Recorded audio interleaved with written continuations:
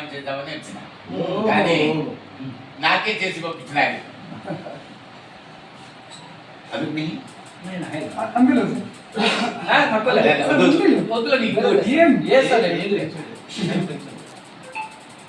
हाथ पकड़ो साहब।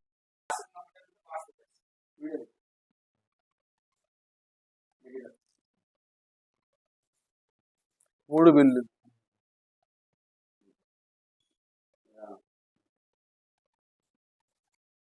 అస్సలాము అలైకుం వరహమతుల్లాహి వబరకాతుహు. అందరికీ నమస్కారం అండి. నేను మౌలానా నవాజ్ చిష్తూల్ ఖాద్రి అనంతపూర్ నుంచి. నేను కాంగ్రెస్ స్టేట్ జనరల్ సెక్రటరీ. ఈరోజు పార్లమెంట్లో ఏదైతే 3 బిల్లులు ప్రవేశపెట్టనున్నారో రాజ్యాంగ సవరణ మీద, అందులో ముఖ్యంగా ఏదైతే మహిళల రిజర్వేషన్ గురించి ఆ పార్లమెంట్లో పెట్టనున్నారో దాంట్లో కొన్ని మార్పులు అనేది జరగాలని మనం భావిస్తున్నాము. ఎందుకంటే ఏదైతే మహిళల రిజర్వేషన్లో ఉన్నాయో అందులో బీసీలకు, మైనారిటీస్కి సబ్ క్యాస్ట్ చేయాలని మేము డిమాండ్ చేస్తున్నాం. ఎందుకంటే ఈ రిజర్వేషన్లో చాలా మంది అగ్రవర్ణ మహిళలే దీంట్లో లబ్ధి పొందడానికి అవకాశం ఉంది. కాబట్టి ఇలాంటివి జరగకుండా ఉండాలంటే ఇందులో బీసీలకు, తర్వాత మైనారిటీ మహిళలకు సపరేట్గా సబ్ క్యాస్ట్ చేయాలని మేము కాంగ్రెస్ తరఫు నుంచి, ప్రజా సంఘాల నుంచి మేము డిమాండ్ చేస్తున్నాం. తర్వాత తెలంగాణలో ఏదైతే కుల గణన సర్వే జరిగిందో, తెలంగాణలో ఉన్న ప్రభుత్వం ఏదైతే సర్వే ఉందో అది బహిరంగంగా, ట్రాన్స్పరెంట్గా ఆ డేటాను ఆన్లైన్లో పెట్టడం జరిగింది. ఎంతమంది ఉన్నారు, బీసీలు కానివ్వండి, తర్వాత మైనారిటీస్ ఎంతమంది ఉన్నారు అన్నది ఓపెన్గా, అది ట్రాన్స్పరెంట్గా డేటా అనేది ఆన్లైన్లో పెట్టడం జరిగింది. మేము బీజేపీ ప్రభుత్వంతో కూడా డిమాండ్ చేస్తున్నది ఏమిటంటే, ఏదైతే సర్వే జరగనుందో అవంతా ట్రాన్స్పరెంట్గా ఆన్లైన్లో పెట్టాలి. బీసీలు, మైనారిటీస్ ఎంతమంది ఉన్నారు ఏమన్నది ఆ డేటా అనేది ట్రాన్స్పరెంట్గా ఖచ్చితంగా ఉండాలి. మూడో విషయం ఏమిటంటే, ఏదైతే కుల గణన సర్వే చేయనున్నారో అందులో బీసీ, మైనారిటీ, ముస్లిమ్స్ వీరందరి ప్రజా సంఘాలను కలుపుకొని వారి సమక్షంలోనే ఈ సర్వే అనేది జరగాలి. ఎందుకు అంటే చాలా మంది చదువులేని కారణంగా కొంతమంది డాక్యుమెంట్స్ అనేది సబ్మిట్ చేసుకోలేరు. కాబట్టి ఒకవేళ వాళ్ళు డాక్యుమెంట్స్ సబ్మిట్ చేయకపోతే వాళ్ళు నష్టపోవడానికి ఎంతో ఆస్కారం ఉంది. కాబట్టి మేము ఏం డిమాండ్ చేస్తున్నామంటే ఈ సర్వే అనేది ట్రాన్స్పరెంట్ గా జరగాలి.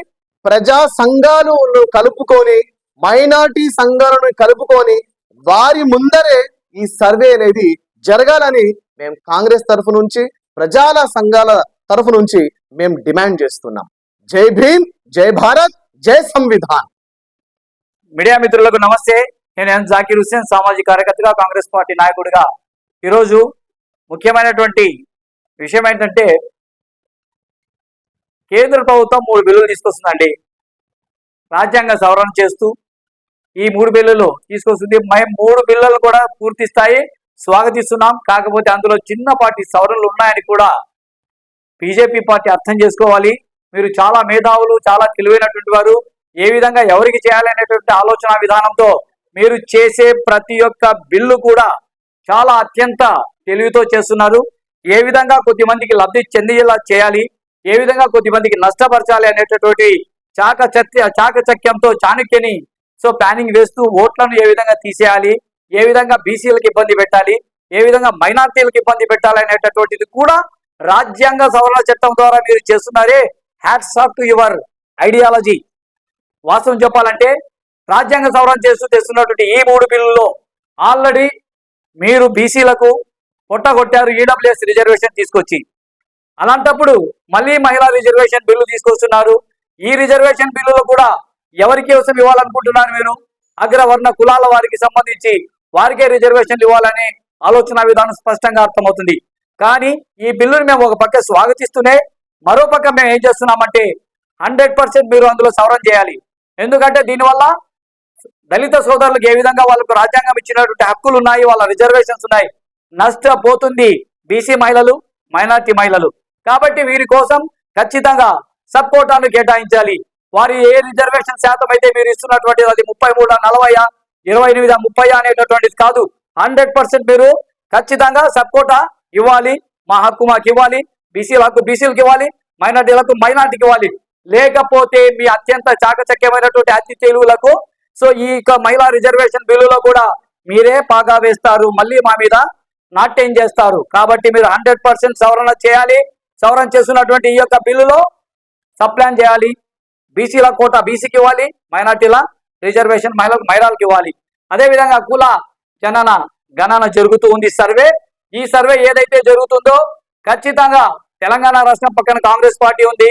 చాలా స్పష్టంగా రేవంత్ రెడ్డి గారు ఏం చేశారు, సర్వే చేసిన అనంతరం ట్రాన్స్పరెంట్ గా ప్రతి ఒక్కరికి సామాన్యునికి సైతం అంటే క్షేత్రస్థాయిలో కూడా మన జనాభా శాతం ఎంత, ఎవరెవరెంత మంది ఉన్నారు అనేటటువంటి తెలవాలి.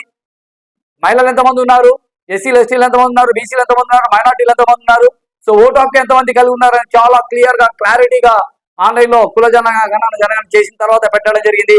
అదే విధంగా భారతీయ జనతా పార్టీ కూడా దేశవ్యాప్తంగా చేపడుతున్నటువంటి ఈ కార్యక్రమానికి పూర్తి స్థాయి మీరు కూడా ట్రాన్స్పరెంట్ గా 100% కుల జనగణన చేస్తున్నటువంటి దాన్ని మీరు బహిర్గతం చేస్తూ ఆన్లైన్ లో పెట్టడమే కాకుండా ఈ యొక్క సర్వేకు, ఎందుకంటే ముఖ్యంగా బీసీలు మైనార్టీలు ఎక్కువ కూలి వాళ్ళు ఉన్నారు, చదువురాని వాళ్ళు ఉన్నారు.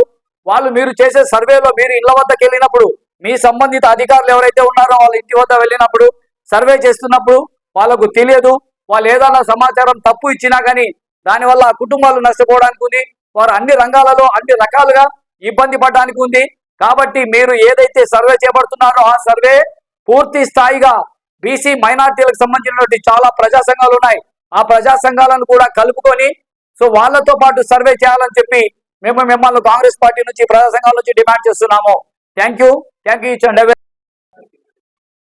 అందరికీ నమస్కారం అండి. ఈరోజు ఆంధ్రప్రదేశ్ అనంతపురం జిల్లా అనంతపురం పట్టణం నందు మౌలానా నవాజ్ ఉల్ ఖాద్రీ గారి యొక్క ఆఫీస్ నందున్నాము. మరి ఈ అవకాశము ఖాద్రీ గారు కల్పించినటువంటి ఖాద్రీ గారికి ప్రత్యేకమైనటువంటి అభినందనలు, ధన్యవాదాలు. మా గురువు గారు కూడా జాకీర్ హుస్సేన్ గారికి ధన్యవాదాలు. ఇక్కడికి వచ్చినటువంటి పెద్దలకు అందరూ కూడా ధన్యవాదాలు తెలియజేసుకుంటూ, మరి ఏదైతే ప్రధానమైనటువంటి అంశం, మరి ఈరోజు కేంద్ర ప్రభుత్వము పార్లమెంట్లో 3 బిల్లులు ప్రవేశపెట్టాలని, అది కూడా గౌరవనీయులు మరి భారత ప్రధానమంత్రి నరేంద్ర మోడీ గారి యొక్క సారథ్యంలో ఆయన ఆకాంక్షగా ఈ 3 బిల్లులు కూడా మరి ఆ 3 బిల్లులు ఆమోదం తెలుపుకోవాలని రాజ్యాంగ సవరణ చేయాలనేటువంటిది ఆలోచనతో మరి ఈ బిల్లులు ప్రవేశపెట్టాలని ఈరోజు జరుగుతున్నటువంటి ప్రయత్నాలు. మరి ఈ 3 బిల్లులకు కూడా ఇండియా కూటమి వ్యతిరేకిస్తుంది. ఇండియా కూటమితో పాటు కొన్ని వామపక్షాలు అయితేనేమి మరి కొన్ని పార్టీలు అయితేనేమి వ్యతిరేకిస్తున్నాయి. కానీ ఎన్డీఏ ప్రభుత్వము ప్రతిష్టాత్మకంగా ఈ బిల్లుల్ని ఆమోదం తెలుపుకోవాలనేటువంటి ప్రయత్నం అనేటువంటిది జరుగుతున్నటువంటిది అంశం. మరి ముఖ్యంగా ఈ బిల్లుల్లో మహిళా బిల్లు అనేటువంటిది ప్రధానమైనటువంటి భూమిక పోషించేటువంటిది. ఈ మహిళా బిల్లుకి సంబంధించినటువంటిది మరి ఎవరైతే మహిళా తల్లులు ఉన్నారో వారికి వాళ్ళ జనా నిష్పత్తి ప్రకారం వారి వాటా వాళ్ళకి ఖచ్చితంగా ఇవ్వాల్సినటువంటి అవసరం ఉన్నది. కానీ ఇక్కడ మహిళల్లో కూడా ఈ దేశ మూల నివాసులైనటువంటి ఎస్సీ ఎస్టీ సోదరీమణులకి వారి జనా నిష్పత్తి ప్రకారము బాబాసాహెబ్ అంబేద్కర్ గారు మరి ఆయన రాసినటువంటి కాన్స్టిట్యూషన్లో రాజ్యాంగంలో వాళ్ళకంటూ ప్రతి 10 సంవత్సరాలకు ఒకసారి సెన్సస్లో వాళ్ళ జనా లెక్కలు జరుగుతున్నాయి. వారి రిజర్వేషన్ వాళ్ళకు వస్తాను మా సోదరీమణులకి. మరి ముఖ్యంగా బీసీల్లో వృత్తి కులం, సేవా కులం, సంచార జాతి కులాలు అనేకమైనటువంటి సంస్కృతులు సంప్రదాయాలు కలిగినటువంటి కులాలతో పాటు మైనార్టీల్లో కూడా మైనార్టీ ముస్లిం సోదరిమణులు కావచ్చు, అలాగే క్రిస్టియన్ సోదరిమణులు కావచ్చు, అలాగే కొన్ని మతాలకు సంబంధించి బౌద్ధం కావచ్చు, ఇసాయి కావచ్చు, ఇట్లా చెప్పుకుంటూ పోతే మైనార్టీలో సంబంధించి ఉపకులాలు ఉపమతాలు ఉన్నాయి. మరి ఉపమతాలతో పాటు ఈ దేశ మూల నివాసులైనటువంటి ఈ దేశానికి బ్యాక్ బోన్గా పిలువబడుతున్నటువంటి బీసీ సోదరీమణులకు కూడా ఉపకోట కల్పించాల్సినటువంటి అవసరం ఉన్నది.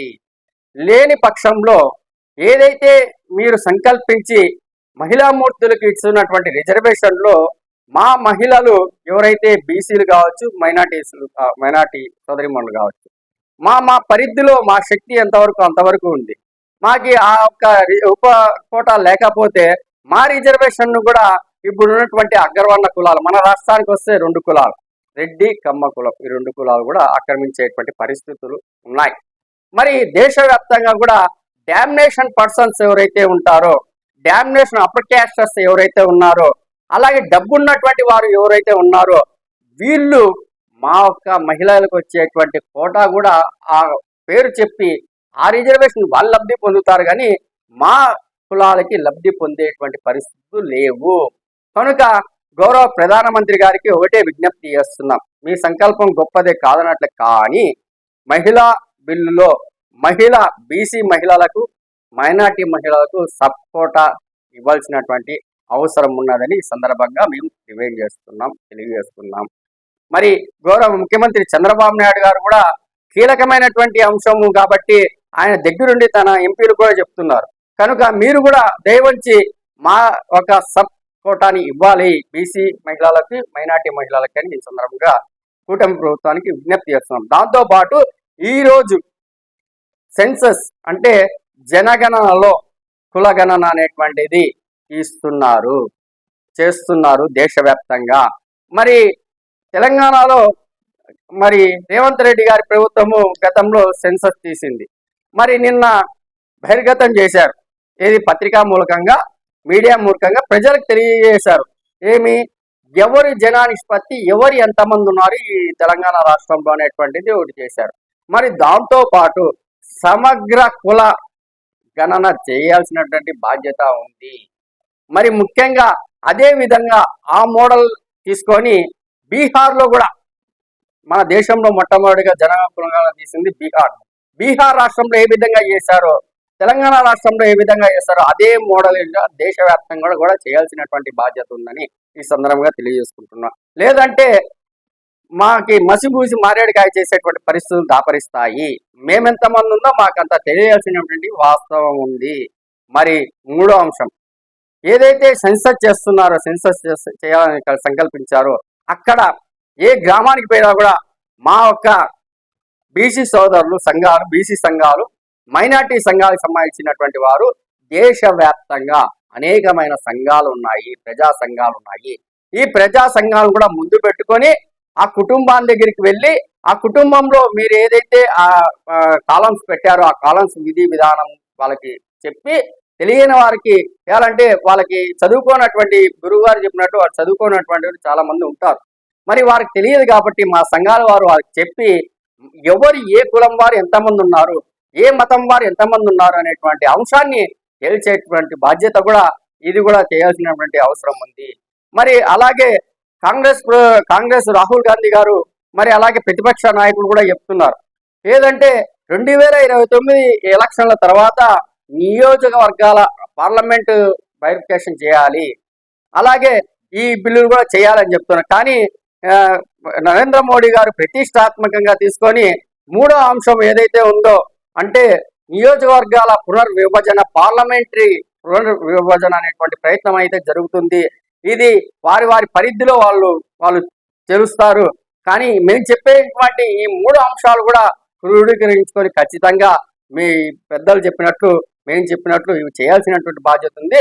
అప్పుడే ఏదైతే ఎస్సీ సోదరులకి, ఎస్టీ సోదరులకి ఏ విధంగా అయితే రాజ్యాంగబద్ధంగా వస్తుందో, అలాగే బీసీ సోదరులకి, మైనార్టీ సోదరులకి, సోదరిమణులకి కూడా హక్కు వస్తుందని ఈ సందర్భంగా తెలియజేసుకుంటూ సెలవు. జై భీమ్.